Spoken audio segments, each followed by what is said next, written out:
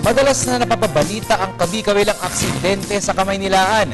Ang dahilan, hindi sumusunod sa batas trapiko ang ilang mga driver. Si Julius Disamburon ang ating tagapagbalita. Disiplina, isang salitang kailangan tinataglay ng bawat isa.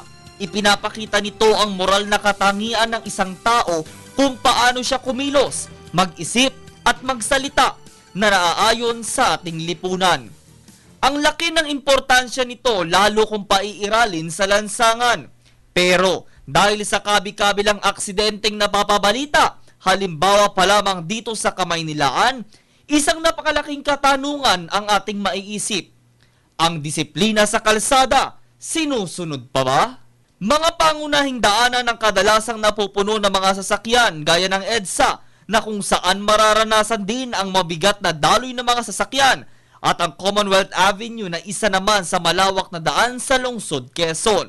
Isa lamang ang naganap na aksidente kahapon sa Elliptical Road na kinasangkutan ng bus ang magpapabukas sa ating isip kung ang mga motorista natin ay sumusunod pa ba sa batas trapiko. Nagpasya ang aming news team na magtanong-tanong at bisitahin ng ating mga motorista sa tapat ng Balintawak Market upang tanungin ang importansya ng disiplina at kung sila mismo ay sumusunod sa batas. Ayon sa una naming nakapanayam, importante para sa kanya ang magkaroon ng sa kalsada. Kung wala kasi ito, tila mas lalo magkakahetot-hetot sa mga kakalsadahan sa Kamaynilaan. Binanggit pa niya na yaong mga madalas hindi sumusunod ay yung mga baguhan pa lamang sa pagmamaneho. Ingat-ingat na lang sila para walang abala sa kalsada, hindi pa sila mapeperhisyo.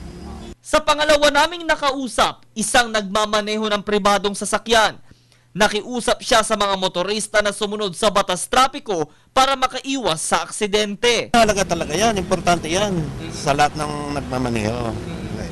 Yan ang procedures ng pagmamaneho. Kung wala yan, baka may double line yan mangyayari. Kaya magkakaroon tayo ng aksidente. Dapat sundin natin itong line na yan. Isang 13 years taxi driver naman ang ikatlo kong nakausap.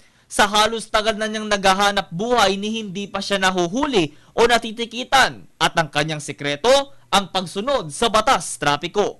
Dapat sa mga driver, sumunod tayo sa sa batas trapiko natin para maganda yung daloy ng trapiko.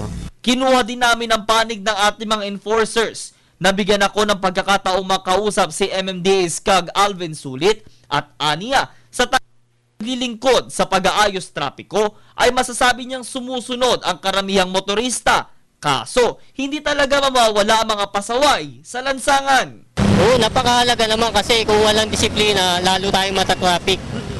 Dapat tuloy-tuloy ang daloy. Pati yung mga sumasakay dapat nasa tamang sakayan sila para hindi sila makaabala sa pagdaloy ng trapiko. Dagdag pa niya na kadalasan ay animoy mga siga sa kalsada at pagmamayari na nila ang EDSA. Babala niya sa mga talagang hindi sumusunod ang kaakibat na kaparusahan lalo't kung lalabag sila sa mga batas na ipinatutupad. Dapat po talaga sundin nila kasi maanuan sila ng lisensya, makukumpiskahan sila, matitikitan po sila at magkakaroon po sila ng kaso hanggang sa hindi na sila makapag-drive. Hindi sa lahat ng oras ay kailangan pairalin ang init ng ulo. Kaya't kung hahawak ng manibela, laging tatandaan ng kapakanan ng iyong sakay at ng kapwa. Sa ating biyahe araw-araw makakasalamuhan natin ang iba't ibang tao sa lansangan. May mga nagmamaneho ng mga pampasaherong sasakyan gaya ng mga bus, may mga pampasaherong jeep at mga pribadong sasakyan. Pero importante pa rin na ating tatandaan ang ating mga sasakyan, hindi dapat hinaharangan kung hindi dapat magkaroon ng disiplina sa pagmamaneho ng inyong mga sasakyan. Inyong naging kabalitaan para sa Telebisyon ng Bayan. Ako, si Julius Disamburon.